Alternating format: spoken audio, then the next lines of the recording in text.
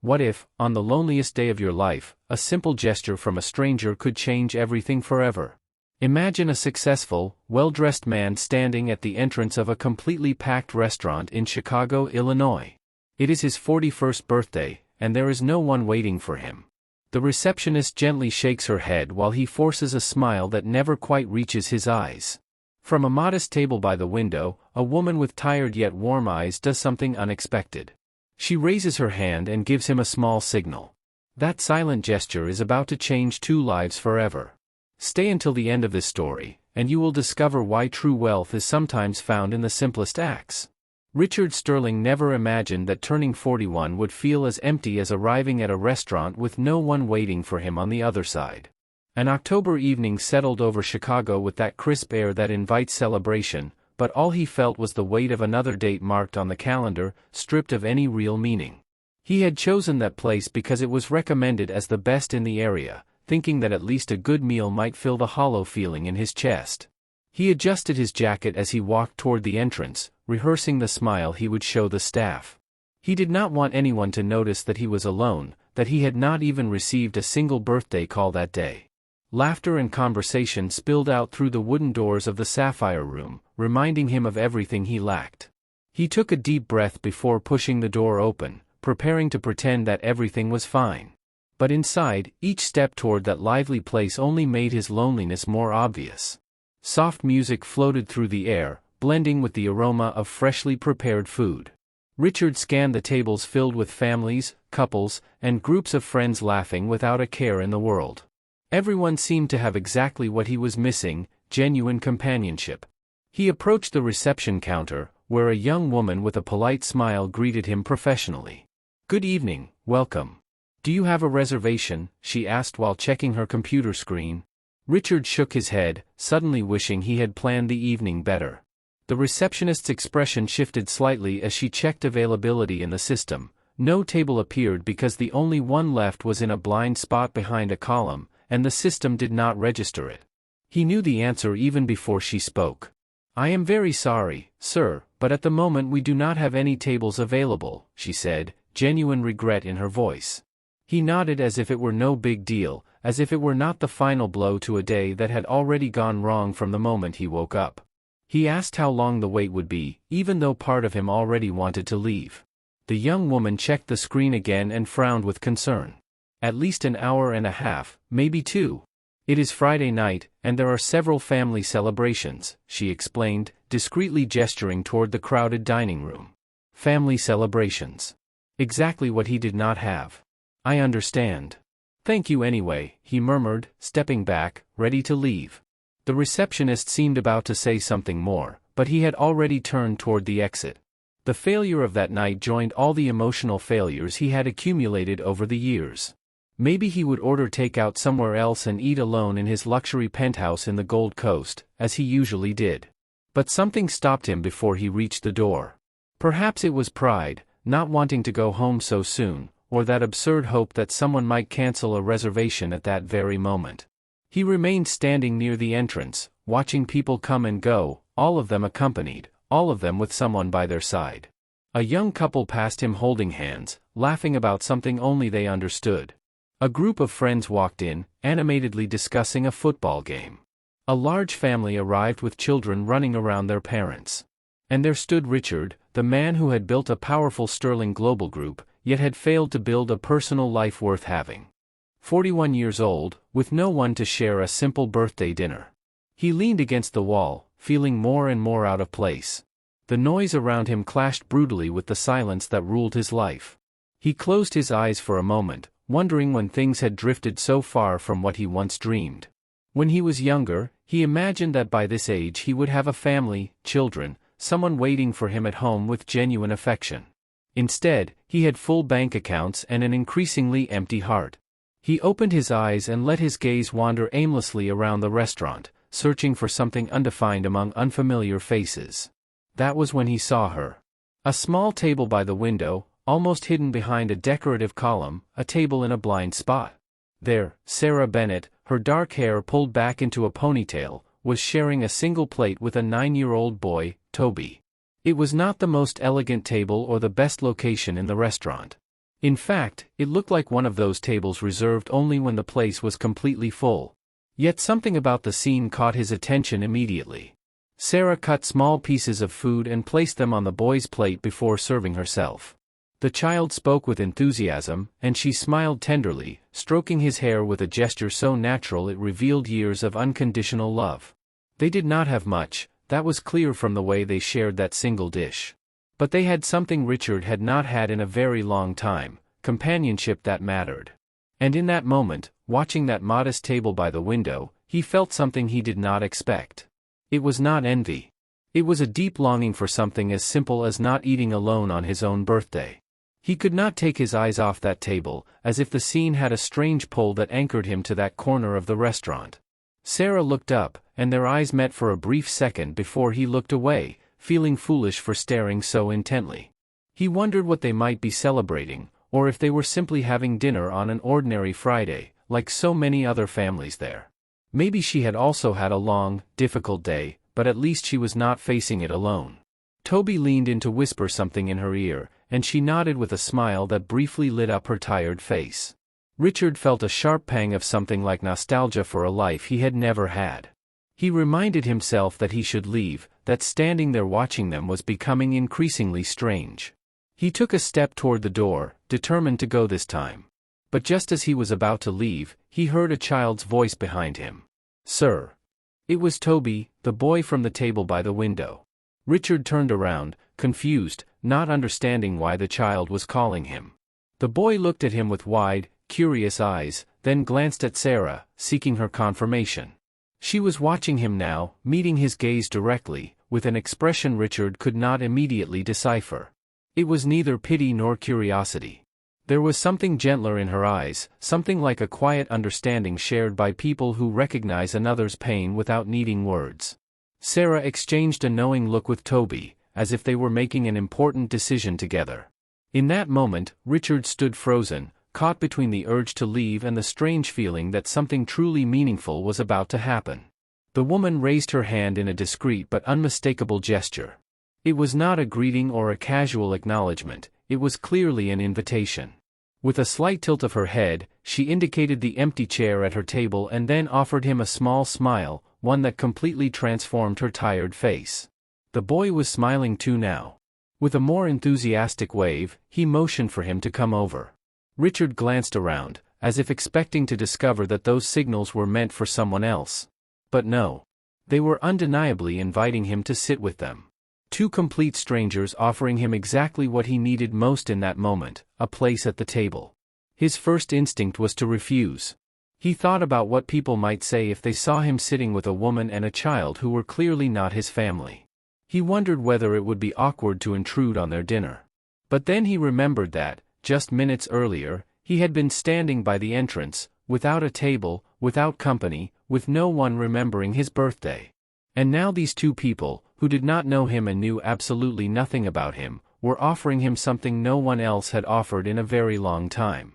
Richard walked slowly toward the table, feeling that each step was a deliberate choice, an acceptance of something that went beyond a simple chair. The woman straightened her posture as he approached, and the boy practically bounced in his seat, unable to contain his excitement. When he reached the table, Richard remained standing, unsure how to act in such an unusual situation. "Good evening," he said, his voice rougher than he would have liked, clearing his throat afterward. The woman smiled at him with genuine warmth. "Good evening. Please forgive us for being so direct, but we noticed you were waiting for a table," she began, her voice soft yet clear. "We have room here, and we would be happy to share." Richard blinked, surprised by how naturally she had put into words what they all knew to be true. "I do not want to interrupt your dinner," he replied immediately, even though every part of him wanted to accept the invitation. The boy shook his head energetically. "You are not interrupting anything, sir. Look, there is an empty chair right here," he said, pointing proudly to the seat, as if he were the one welcoming guests into his own home. The woman let out a soft laugh at her son's enthusiasm. "This is Toby, and I am Sarah," she said, introducing them with a gesture so natural that Richard had no choice but to take her hand. Her handshake was warm and firm, the hand of someone accustomed to constant work. "Richard," he replied, returning the greeting, feeling a strange knot forming in his throat. Sarah gestured toward the empty chair again, making it clear she would not accept a refusal. "Please, sit down. No one should have to wait that long for dinner on a Friday night," she added with a smile that carried more experience than her age suggested. Richard finally sat down, placing his hands on the table, unsure what to do with them. Toby watched him with that direct, unfiltered curiosity only children possess. Sarah slid the plate they were sharing slightly aside and signaled to the waiter with a discreet gesture. That was when Richard realized they had ordered only one dish between the two of them. The detail spoke volumes about their financial situation without a single word needing to be said. Suddenly, he felt uncomfortable, acutely aware of the vast distance between his world and theirs. The waiter approached quickly, noticing the presence of a new guest at the table. "Would you like to order anything else?" he asked professionally. Richard opened his mouth, ready to say that he would treat them, that they could order whatever they wanted, but Sarah spoke first. "Just a glass of water for the gentleman, please." "Thank you," she said firmly but kindly. The waiter nodded and walked away, leaving the three of them in a silence that could have been awkward, but somehow was not. Toby was the one who broke it. "Are you waiting for someone too, Mr. Sterling?" he asked with absolute innocence. Sarah gave her son a gentle warning look. "Toby, do not ask personal questions," she corrected him softly. Richard shook his head. "It is all right," he reassured her. "No, champ, I am not waiting for anyone. I came alone." The admission hung in the air, fragile, like something that could shatter with any sudden movement.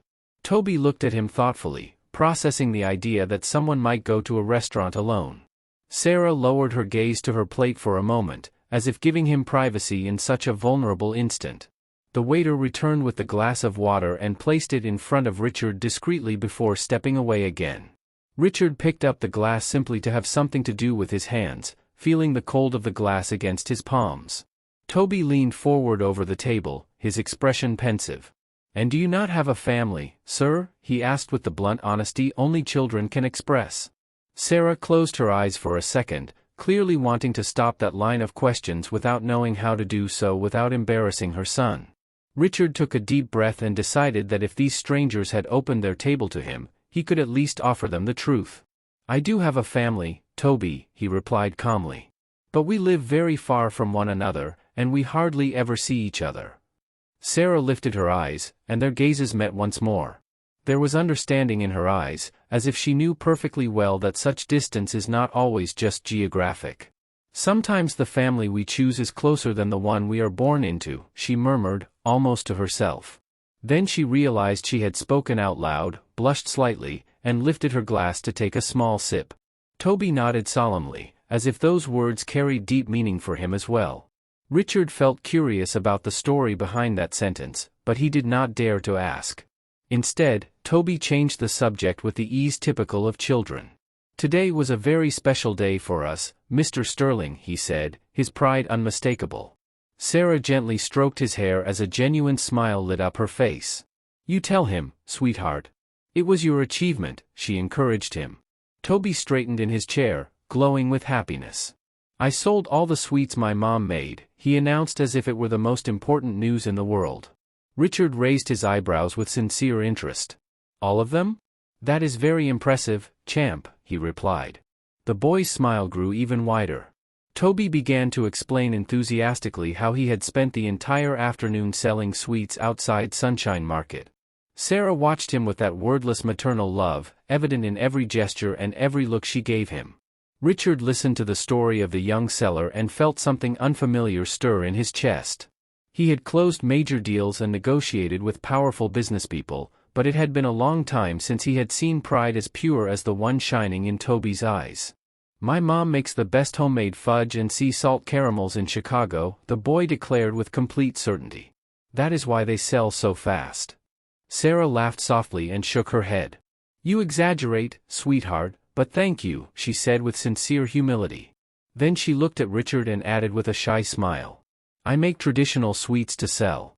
It helps cover expenses while I look for something more stable." Richard nodded, understanding without her needing to explain anything else. That dinner was no coincidence. It was a celebration earned through effort, through hours of work, and through the pride of a child who had helped his mother. "And what are you celebrating?" Toby asked with curiosity that knew no limits. People come here when there is something special, right? The weight of that innocent question settled on Richard. Sarah cast an apologetic glance toward him, clearly preparing to correct her son again for being so direct. But he raised a hand to stop her. "It is all right, really," he assured her, then looked at the boy. "Today is my birthday, Toby. I am turning 41. Toby's face lit up as if he had just received the best news of the day. "It is your birthday," he exclaimed with genuine excitement. Sarah looked at Richard with a mix of surprise and something that resembled restrained sadness. "And you came alone to celebrate it," she murmured, not as a question, but as an observation that suddenly made sense. Richard shrugged, trying to downplay it. "I am used to it," he admitted with a smile that never reached his eyes. "It is no big deal." But Toby shook his head energetically. "Of course it is a big deal. Birthdays are the most important days of the year," he declared with the absolute conviction of someone who still believes in the magic of celebrations. Sarah reached out and gently placed her hand over Richard's in a spontaneous gesture of comfort. The contact was brief, but full of meaning. "No one should spend their birthday alone," she said firmly yet kindly. "I am really glad you accepted our invitation to sit with us." A knot formed in Richard's throat. He could not remember the last time someone had genuinely been glad of his company without expecting anything in return. Toby was already plotting something. It was obvious from the way he looked at his mother with that conspiratorial expression children develop with their parents. "Mom, can we do something special?" he whispered, just loud enough for Richard to hear. Sarah smiled and gave a slight nod.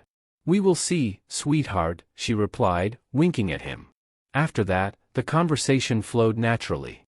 Toby told stories from school with the enthusiasm of someone who had 1,000 things to share. Sarah chimed in now and then to correct her son's exaggerations or add a detail he had forgotten. Richard found himself laughing genuinely for the first time in weeks, maybe months. It was not the polite laughter he used in business meetings. It was real, spontaneous laughter, sparked by the way Toby imitated his teacher or described his classmates. For a moment, seated at that modest table by the window, Richard forgot who he was. He was not the lonely businessman or the man who had sacrificed everything for success. The waiter passed near the table, and Richard took the opportunity to order more drinks, insisting on picking up the tab for the drinks. Sarah accepted with a grateful smile, though he noticed how she pressed the napkin between her fingers, as if receiving help was difficult for her. Toby was busy drawing shapes in the condensation on his glass when Richard decided to ask a question that had been circling his mind for a while. "And Toby's father?" he asked carefully, aware that he might be stepping into painful territory. Sarah took a deep breath and looked out the window for a moment before answering. Toby stopped playing with his glass and went still, his body language shifting immediately. "My husband died 2 years ago," Sarah said in a calm but steady voice. "It was a workplace accident. Everything happened very fast." A stab of guilt ran through Richard for having asked. "I am very sorry," he began, trying to apologize. But Sarah shook her head. "You do not need to apologize. Enough time has passed for me to be able to talk about it," she assured him with a strength Richard instantly admired. Toby took his mother's hand on the table and squeezed it affectionately. "My dad was very strong," he said, pride mixed with sadness in his voice. "He was the best dad in the world." Sarah continued stroking his hair. "And he left behind the best son anyone could ever ask for." The way she spoke about her husband carried no bitterness or resentment. There was pain, yes, but also acceptance and gratitude for the time they had shared. Richard watched in fascination as someone transformed such a devastating loss into strength. "How do you do it?" he asked before he could stop himself. "Sorry, that is too personal." Sarah looked him straight in the eyes, with that gaze that seemed to go beyond the surface. "How do I do what?" she asked with genuine curiosity. Richard gestured, searching for the right words. "Smile like that. Talk about something so painful without looking completely broken inside." She let out a soft laugh, neither joyful nor sad. "Who says I am not broken inside?" she replied with brutal honesty. "But I have a son who needs to see that life goes on, that pain is not the end of everything." Toby nodded with a seriousness far beyond his age. "Mom cries sometimes at night," he confessed without malice. "But she says tears clean the heart." Something cracked inside Richard's chest. This woman, who struggled every day just to keep going, had found a way to turn her suffering into lessons for her son. The first months were terrible, Sarah admitted. There were days when I did not want to get out of bed. But Toby needed me, and I discovered that when you choose to get up for someone else, even when it is the last thing you want to do, something inside you grows stronger too. Richard listened to every word as if they were revelations from a world he had never known. He had faced corporate crises, tough negotiations, complex financial decisions, but he had never had to turn pure pain into strength just to keep moving forward. I learned to turn exhaustion into courage, Sarah continued softly. Because if I stayed in the exhaustion, I would not be able to give Toby what he deserves. The boy looked at his mother with absolute devotion. My mom is the bravest person I know, he declared with complete conviction. Richard nodded immediately. I think your son is right, he said sincerely. What you have done is extraordinary. She blushed slightly. I am not extraordinary. I am just a mother doing what all mothers do. Surviving for their children, Sarah replied with genuine humility. But Richard knew that was not entirely true. He had met people with far more resources who had collapsed under much smaller difficulties. The conversation then drifted to lighter topics. Toby talked about how he and his mother invented games when they did not have money to go out. Sarah shared stories about Toby's first attempts to help her sell sweets, when he ate more than he managed to sell. Richard found himself sharing things he normally told no one. He spoke about how he had built his company from the ground up, about sleepless nights and difficult decisions. But as he spoke, he realized something unsettling. All his stories revolved around work, success, achievements measured in money. He had no anecdotes about shared laughter or true human connection. Sarah seemed to notice the realization on his face.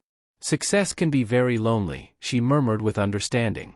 I did not know how much, until this moment, Richard admitted, his voice barely audible. Toby watched him with that special attention children give when they sense adults are saying something important. My mom says money cannot buy real hugs, the boy shared innocently. Is that really true, Mr. Sterling? Toby asked. That question, so simple and yet so devastating, landed heavily on Richard's chest. It is completely true, champ, he replied, his voice breaking. Your mom is very wise. Sarah reached out again, this time resting her hand on his for a little longer. We all have our own battles, she said gently. Yours are different from mine, but that does not make them hurt any less. Richard lowered his gaze to that small, work-worn hand, offering him more comfort than he had received in years. For the first time in a long while, he did not feel judged for his success or his personal failures. He simply felt seen. Seen as the ordinary man beneath the titles and the bank accounts. Seen as someone who also needed a kind gesture on his birthday. And at that modest table by the window, something inside him began to change in ways he could not yet fully understand. He was so absorbed in the conversation that he did not notice when Toby discreetly signaled to the waiter passing near the table. The boy whispered something to the young employee, who nodded with a conspiratorial smile before walking away quickly. Sarah did not notice either. She was focused on explaining to Richard how she had learned the sweet recipes from her grandmother. She used to say that every sweet carried a touch of love, Sarah recalled with nostalgia. That is why they tasted better than the ones from stores. Toby nodded as he listened to his mother, but there was something more than simple agreement shining in his eyes. There was contained excitement in his expression, as if he knew something the adults had not yet discovered.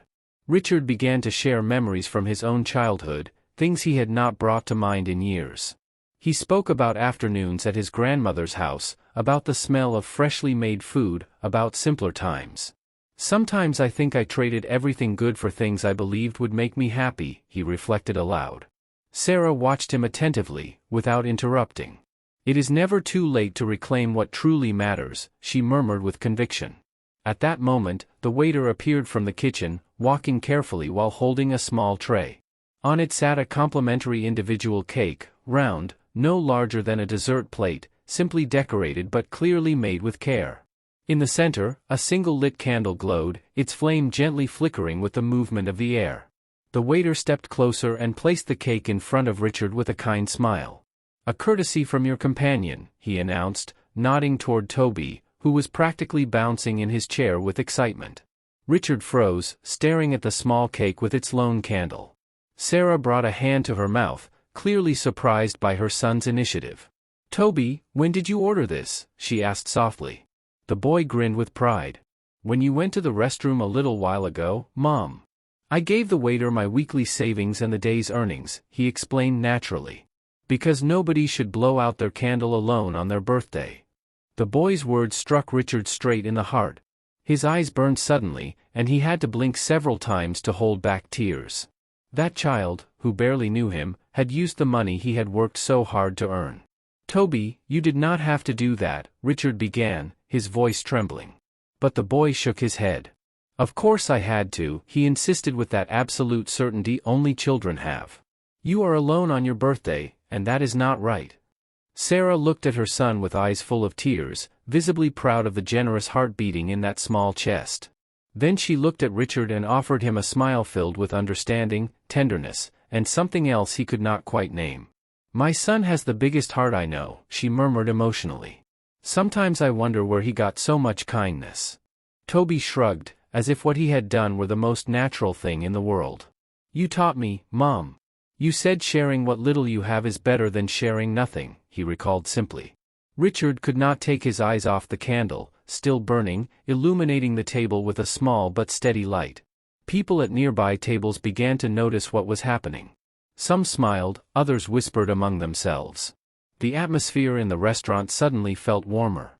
"You have to make a wish before you blow it out," Toby reminded him urgently. "It is very important."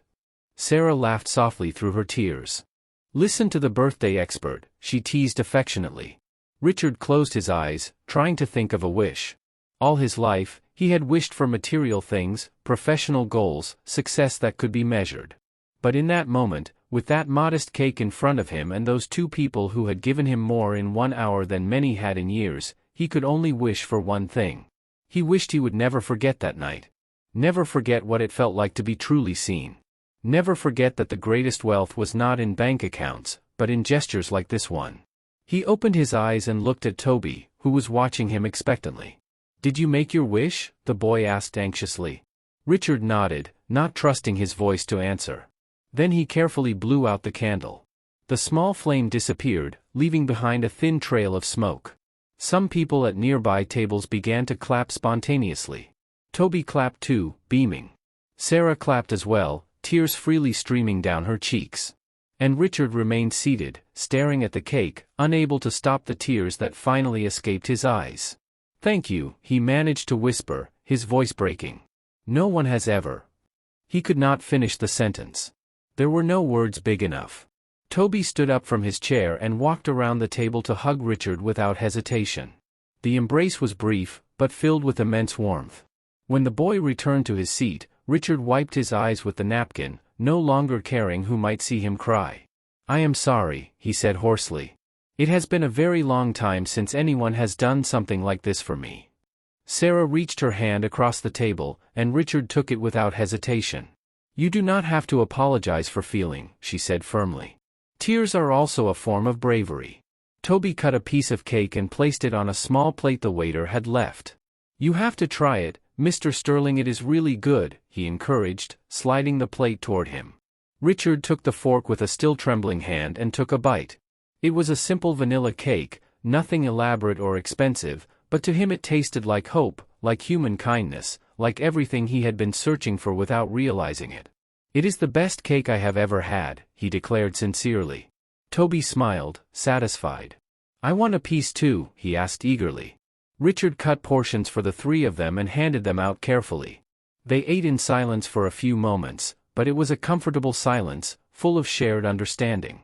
None of them knew in that moment that the cake was only the beginning of something much bigger. When they finished eating, Richard felt the need to do something, anything, to express the gratitude overflowing inside him. He could not simply stand up and leave as if that night had been just another ordinary dinner.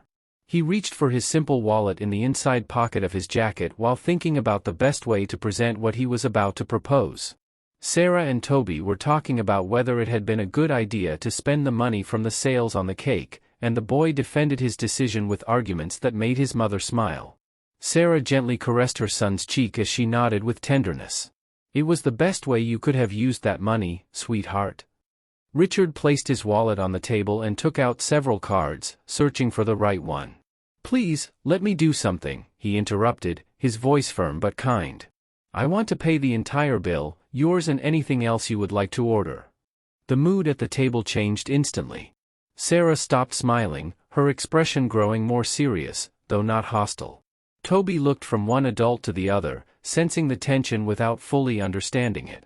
It is not necessary, Richard, Sarah replied calmly. We already shared our table with you. That is enough. But Richard shook his head. No, you do not understand.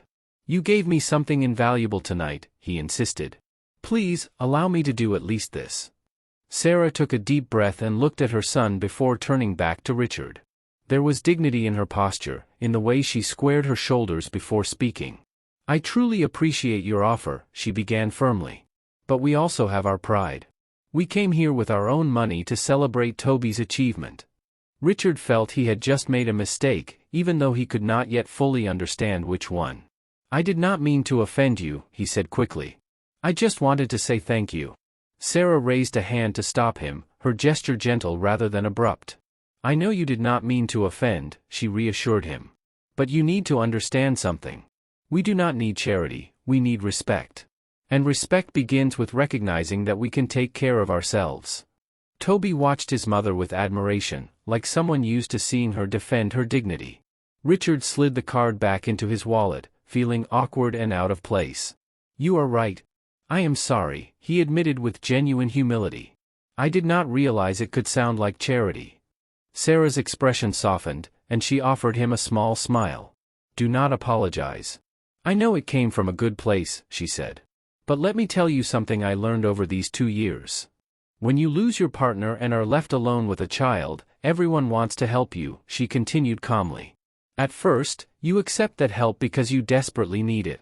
But there comes a moment when you realize that if you keep accepting, you lose something very important.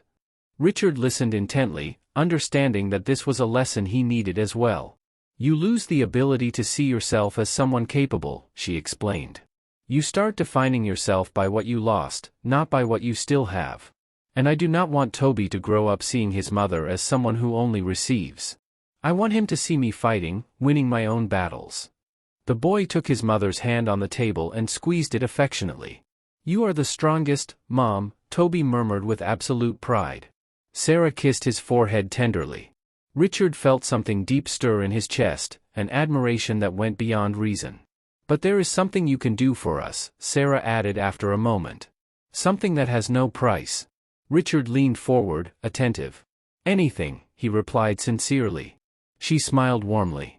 Accept this as our birthday gift to you, she said softly but firmly. This dinner, this moment, this cake that Toby bought with so much love. Her words struck Richard like a revelation. She was not rejecting his help out of empty pride or stubbornness. She was offering him something far more valuable than anything he could buy. She was giving him the gift of allowing them to be generous, of giving from scarcity, of choosing kindness over comfort. Are you telling me this is my birthday gift? Richard asked, his voice breaking with emotion. She nodded, tears shining in her eyes. Yes. Because you gave us the gift of your company during our celebration, Sarah replied, and we give you the gift of our company during yours. Toby clapped as if he had just solved the most important puzzle in the world. That is fair, he exclaimed happily. Everyone wins. Tears streamed freely down Richard's face, and he did not care who might see him. That woman had just taught him something all his years of success never had, that receiving with gratitude is as important as giving with generosity, and that allowing others to be kind to you is also a gift. I accept, he murmured, his voice barely audible. I accept your gift, and it is the best one I have received in 41 years. Sarah placed both hands on the table, and Richard took them. Toby placed his small hands on top of theirs, forming a circle of human connection in the middle of the bustling restaurant. They stayed that way for a few seconds, needing no words to express what they felt. In that instant, Richard understood that the night had changed something essential inside him. He could no longer measure value solely by price. He could no longer ignore that true wealth lived in moments like this. The waiter approached discreetly, left the bill at the center of the table, and walked away. Sarah picked it up before Richard could even try to reach for it. "It is our bill," she reminded him firmly but gently. "Our gift to you." Richard raised his hands in surrender, smiling through his tears. "Understood," he said. "And I will never forget this gift. Never." Toby smiled, satisfied that everything was clear. Sarah took out her simple wallet and began counting the bills carefully, making sure there was enough for everything, including the tip. Richard watched every movement, engraving the scene in his memory forever, because that night he had learned that sometimes the greatest gift is allowing someone to be generous with you, even when they have less. If you are enjoying this story, please give us a like. We would also love to know, what city are you watching from? Leave us a comment, we truly care about getting to know our community. The bill was paid, and the moment of goodbye was inevitably approaching, filling Richard with an anxiety he had not felt in years. He did not want the night to end. He did not want to return to his luxury penthouse on the Gold Coast, empty, to his solitary life, after having tasted what real human connection felt like. Sarah tucked her simple wallet away with slow movements, as if she too was in no hurry to close that unexpected encounter. Toby let out a discreet yawn, exhausted after a long day selling sweets and all the emotions of the dinner. "I think someone needs his bed," Sarah commented, gently stroking his hair. Toby shook his head firmly, though another yawn betrayed him immediately. "I am not sleepy, Mom," he protested without much conviction. Richard smiled at that very typical resistance. "You have had a very long day, champ," he said softly. "You sold all the sweets and you also made a stranger very happy. That deserves some good rest." The boy looked at him with shining eyes. "Did we really make you happy?" he asked, with that childlike need for reassurance. Richard nodded with absolute sincerity. "More than you can imagine," he assured them, his voice thick with emotion. "This has been the best birthday of my life." Sarah stood up and helped Toby down from the chair, smoothing his clothes with those automatic gestures only mothers have.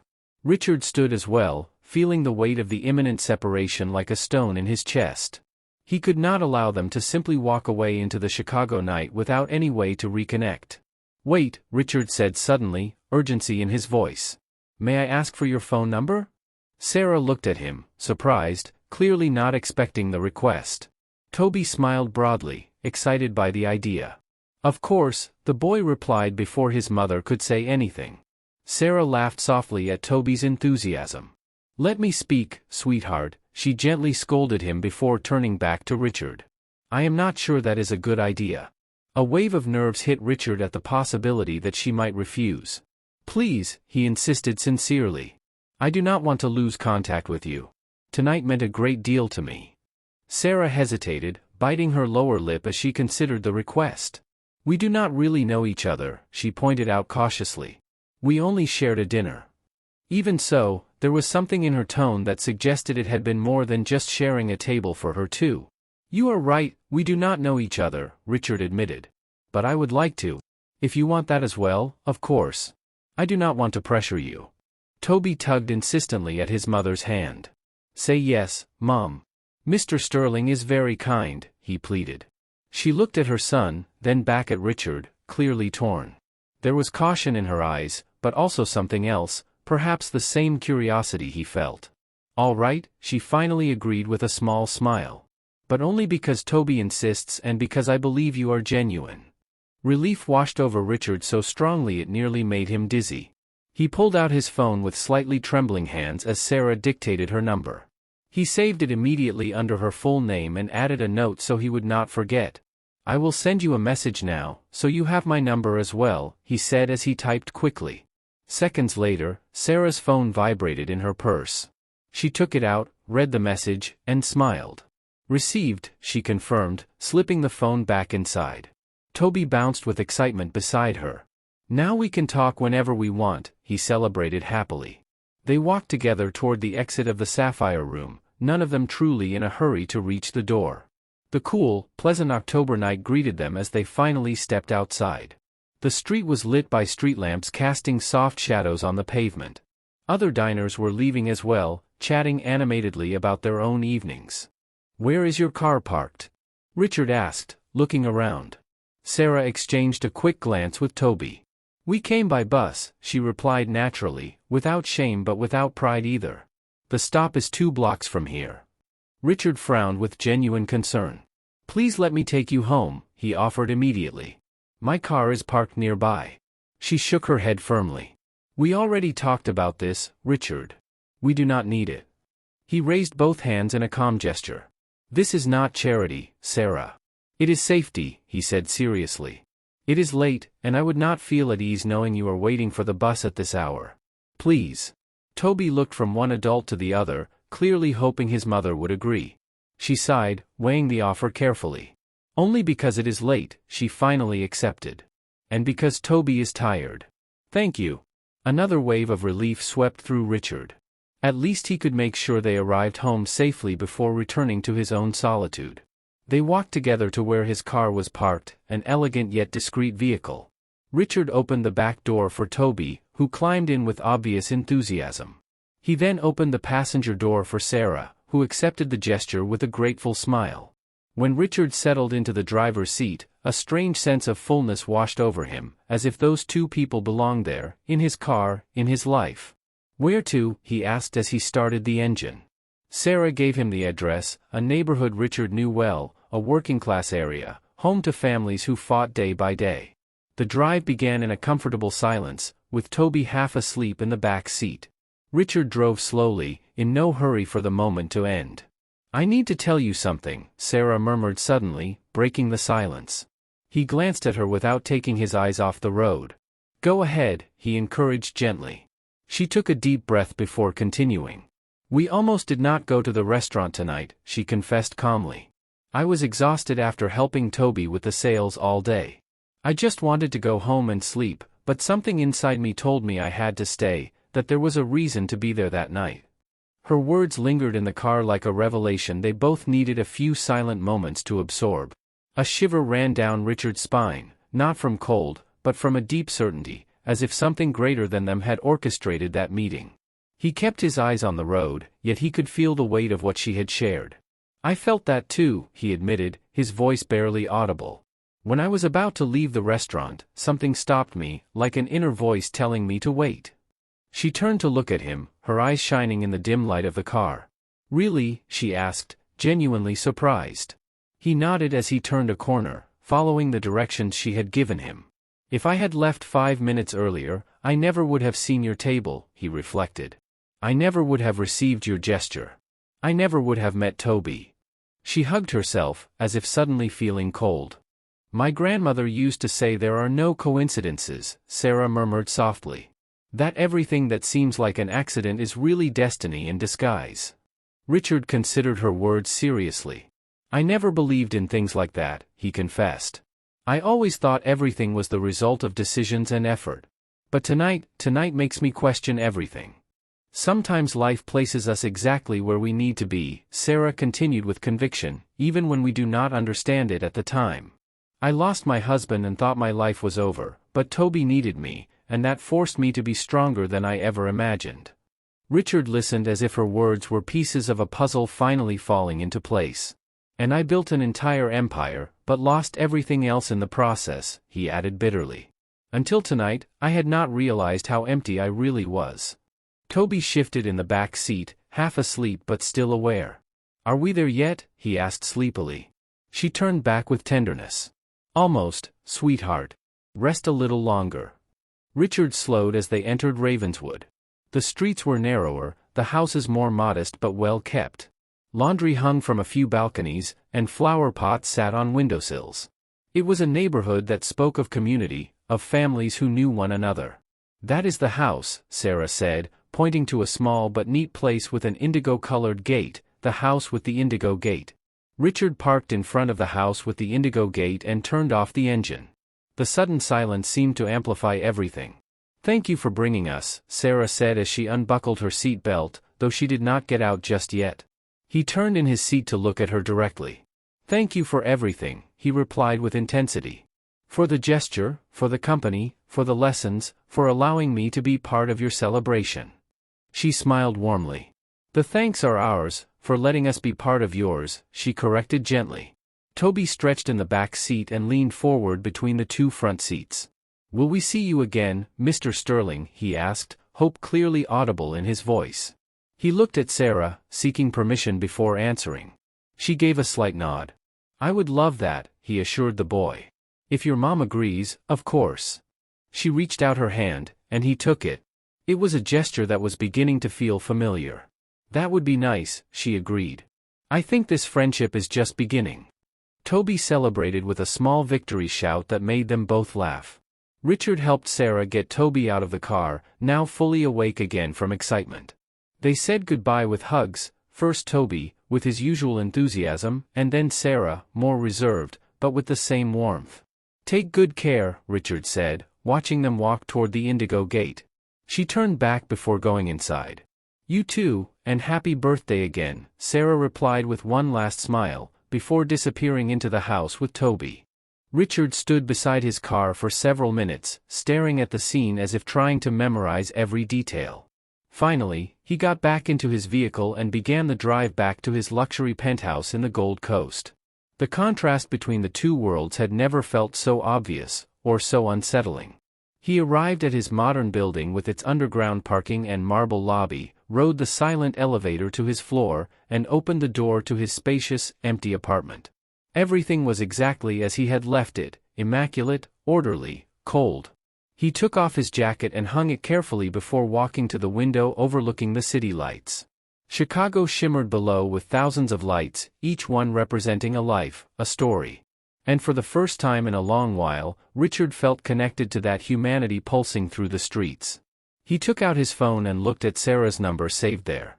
He wanted to text her, but he did not know what to say without sounding too intense. In the end, he wrote something simple: "I got home safely.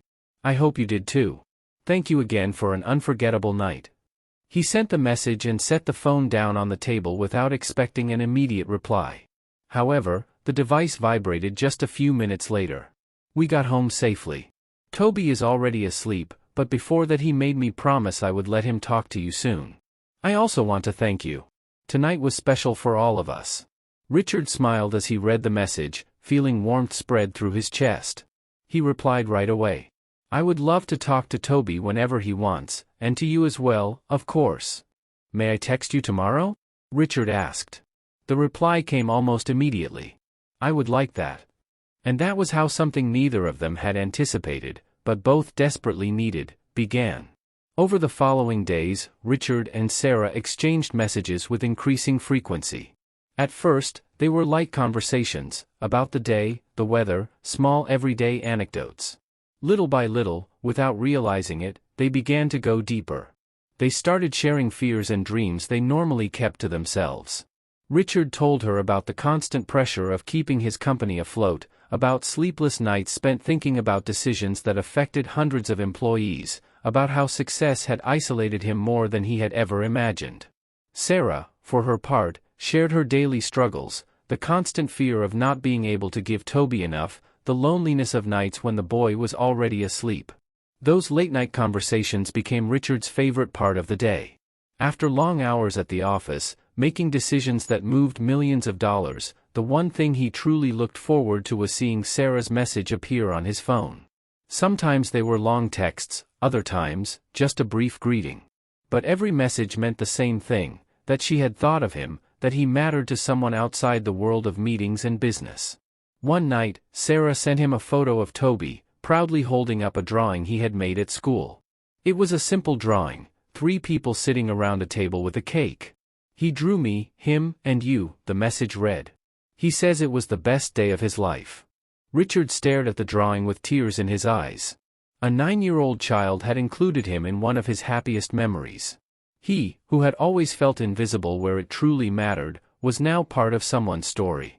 "For me too, it was the best day," he replied with complete honesty. And so, message after message, conversation after conversation, something began to grow between them. Something neither of them dared to name yet, but both felt with increasing certainty. Richard started measuring his days not by professional achievements, but by the moment Sarah's name would light up his screen. And for the first time in 41 years, he understood that he had been looking in all the wrong places. After 2 weeks of constant messages, Richard finally gathered the courage to take the next step. It was a Saturday morning when he sent the message he had rehearsed in his mind for days. "Would you like to go somewhere together? You, Toby, and me. Nothing formal, just spending time together. He stared at the screen with his heart racing, like a teenager waiting for the reply from a first love. Sarah's response arrived after a few minutes that felt endless. I would love that. Toby would too. What did you have in mind? Richard smiled, relieved. He had researched places suitable for a child, avoiding anything too flashy that might make Sarah uncomfortable. He finally suggested Lincoln Park, an open space where they could walk, talk, and where Toby could play freely. They agreed to meet on Sunday afternoon. Richard barely slept that night, nervous in a way he did not remember feeling before. He changed clothes 3 times before leaving, looking for something casual that would not highlight the economic difference between them. He arrived at the meeting point 15 minutes early and waited near the main entrance of the park. The October sun was gentle over Chicago, and families were already filling the green space with laughter and conversation. Then he saw them. Sarah was walking hand in hand with Toby, both dressed simply but impeccably clean. When Toby recognized him, he let go of his mother's hand and ran toward him with open arms. Richard crouched down to receive the hug, feeling a warmth he did not realize how much he had missed. Sarah arrived a moment later, smiling with that familiar sparkle in her eyes that Richard had come to recognize during their late-night conversations. We arrived right on time, she announced with gentle pride. Richard stood up and hesitated for a brief moment, unsure whether he should hug her as well. She resolved the doubt by taking the first step and offering him a brief hug, heavy with meaning. I am really glad to see you, Richard said with complete sincerity. Toby was practically bouncing with excitement. Mom says we can go see the ducks, he exclaimed, pointing toward the lake. Richard laughed at his enthusiasm.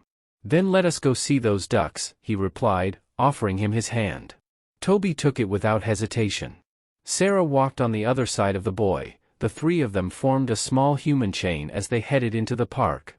Richard felt strangely whole in that simple moment. They were not in an elegant restaurant or an impressive place.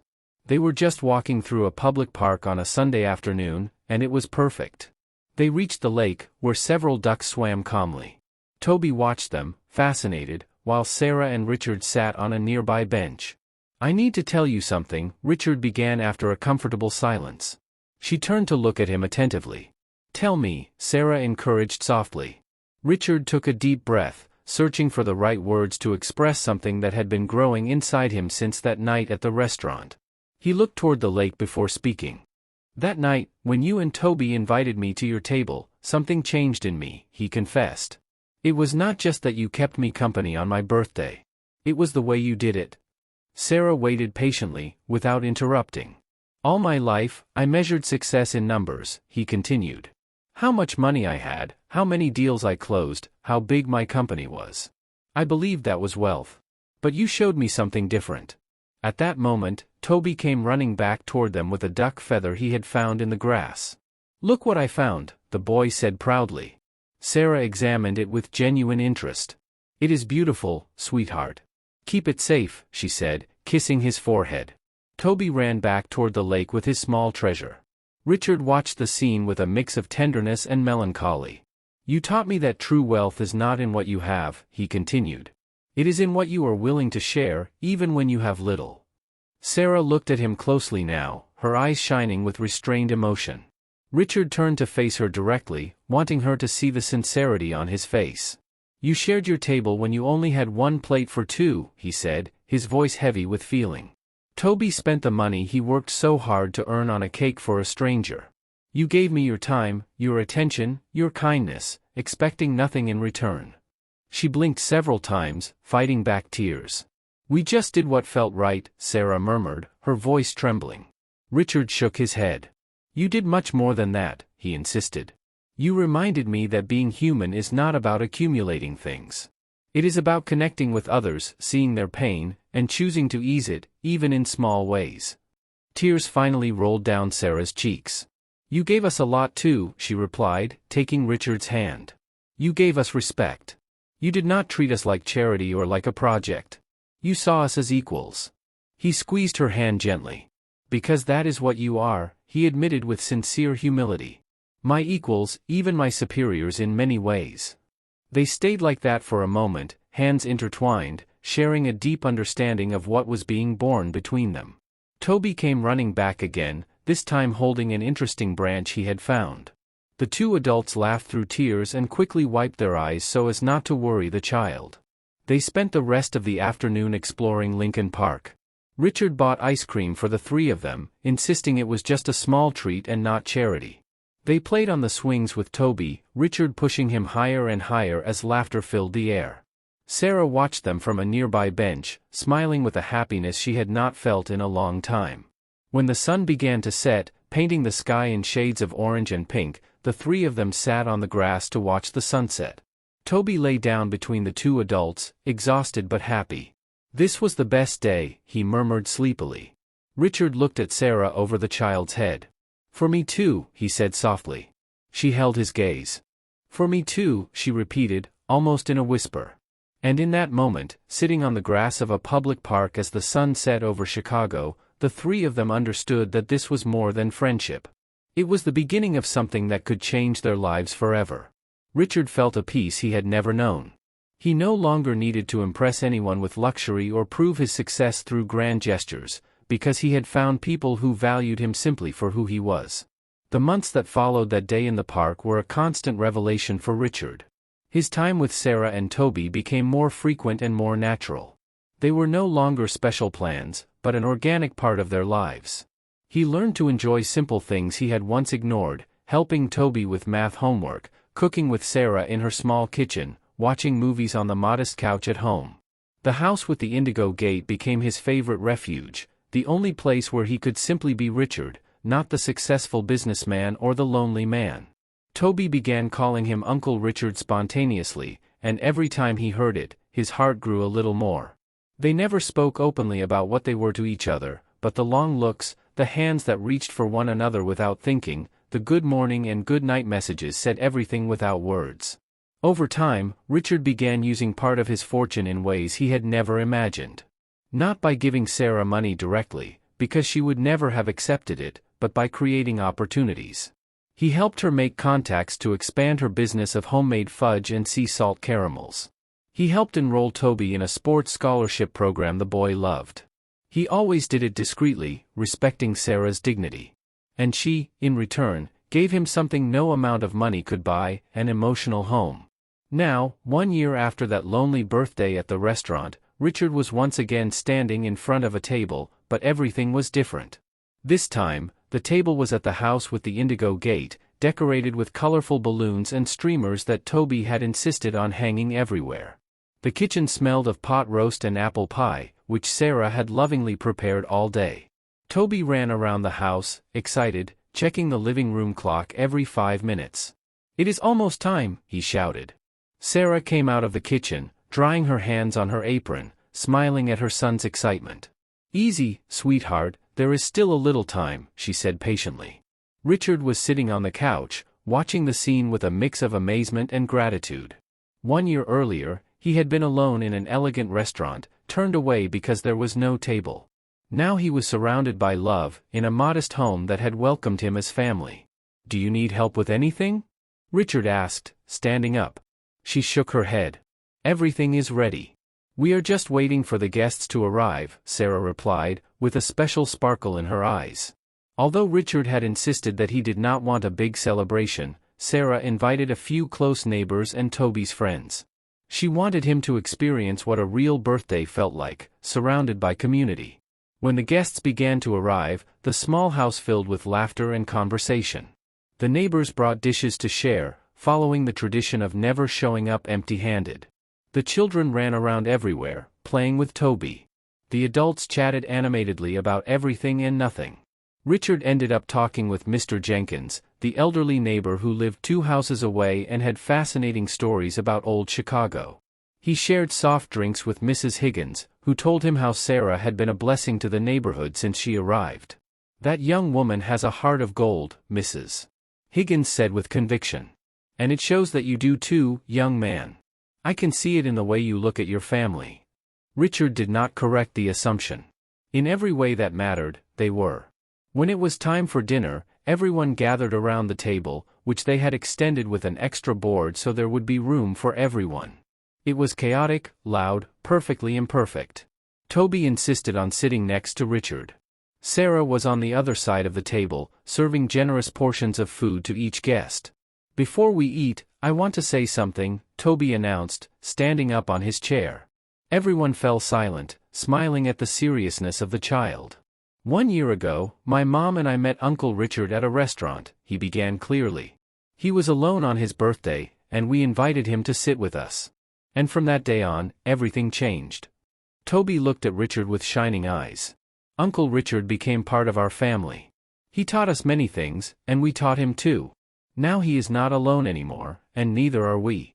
Tears ran down Richard's face without any shame. Sarah was crying as well, smiling as she wiped her eyes with a napkin.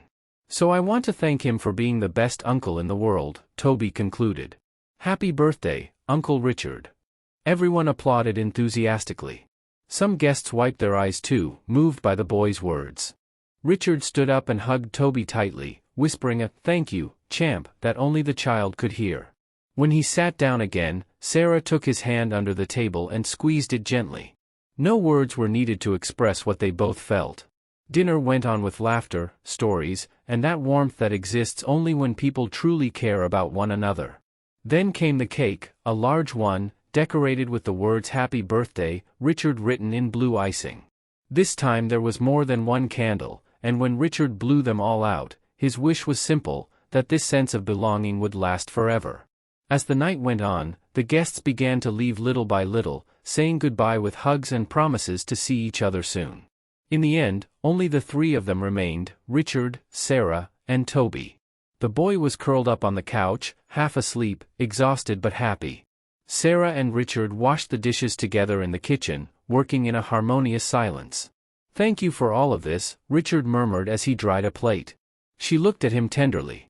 "You thank us every day with your presence," Sarah replied. "With your patience with Toby, with your respect for me, with the way you make us feel important." Richard set the plate down and turned to face her. "You are the most important thing in my life," he confessed, his voice full of emotion. "This year has been the best of my life, not because of money or business, but because of you." She stepped closer and hugged him. Richard wrapped his arms around her, breathing in the scent of her hair and feeling the warmth of her body. They stayed that way for a long time, unhurried, needing nothing else. "True love," Sarah whispered against his chest, "begins when someone chooses to share what little they have, not to impress with how much they own." Richard smiled, remembering those same words from a year earlier, thought on that night in the restaurant.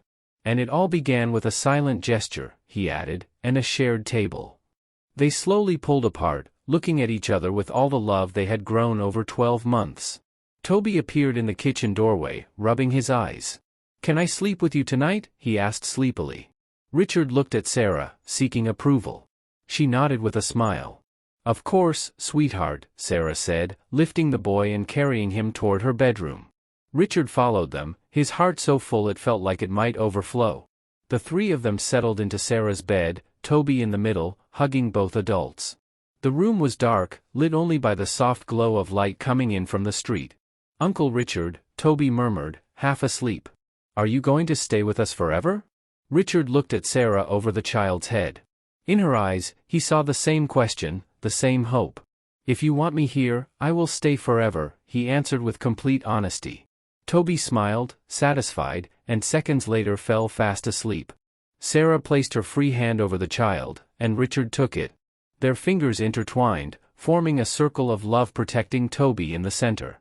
And there, in that modest bed, inside the house with the indigo gate, Richard finally understood the true meaning of wealth. It was not in bank accounts or professional achievements, but in moments like that, surrounded by people who loved him not for what he had, but for who he was.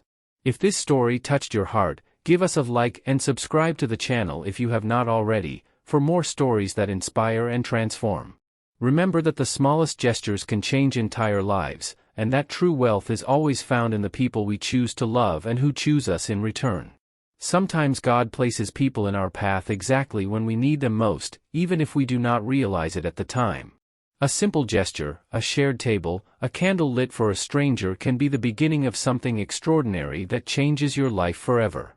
It does not matter how much you have or how much you lack. What matters is your willingness to share, to see another's pain and choose to ease it, to open your heart to the genuine connections destiny places before you. Because in the end, we all seek the same thing: to belong, to be seen, to be loved for who we truly are.